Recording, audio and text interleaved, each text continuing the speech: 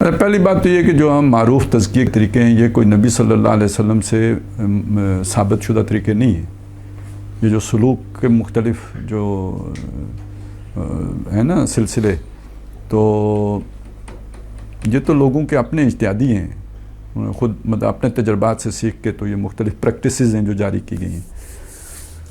تو نبی صلی اللہ علیہ وسلم کا تزکیے کا طریقہ تو جہادی ہے۔ دوسری بات یہ ہے کہ جو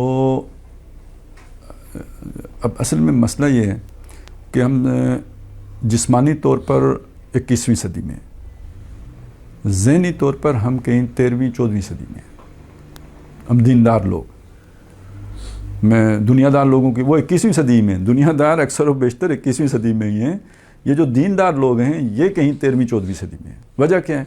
ہماری ذہنی جو بھی سوچ بنتی ہے وہ ان کتابوں کے مطالعے سے بنتی ہے جو ہم پڑھتے ہیں۔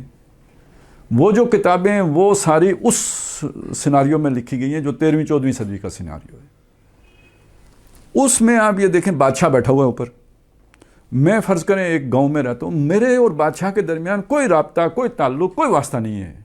وہ اس علاقے کا بادشاہ ہیں، اس کے کوئی ہوں گے قانون، وہ دربار میں ہوں گے۔ میرے ہاں تو برادری کا قانون چلتا ہے نا،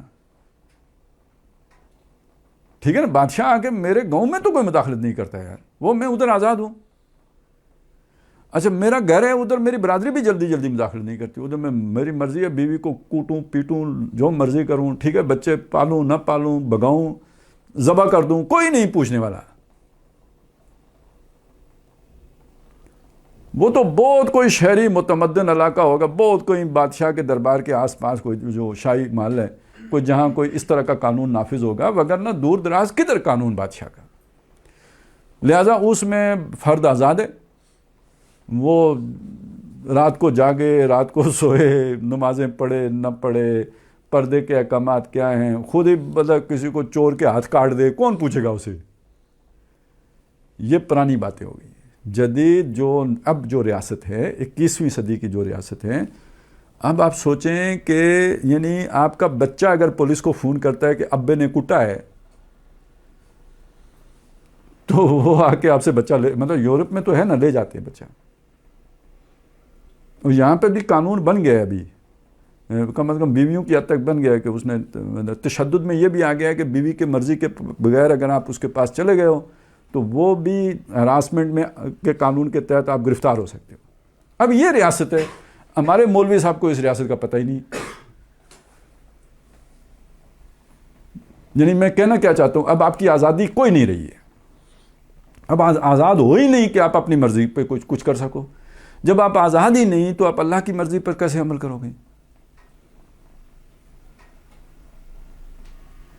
اور یہ تو ابھی ریاست کی مہربانی ہے نا کہ وہ آپ کو نماز پڑھنے دیتی ہے۔ چائنا والے نہیں پڑھنے دیتے، پڑھیں گے پھر؟ وہ نماز بھی نہیں پڑھنے دیتے۔ تھوڑے عرصے میں انڈیا میں بھی ہو جائے گا۔ تو آج کا دور اصل میں اجتماعیت کا دور ہے، فرد کی انفرادیت اب بالکل یعنی اس کی کوئی حیثیت ہی نہیں رہی۔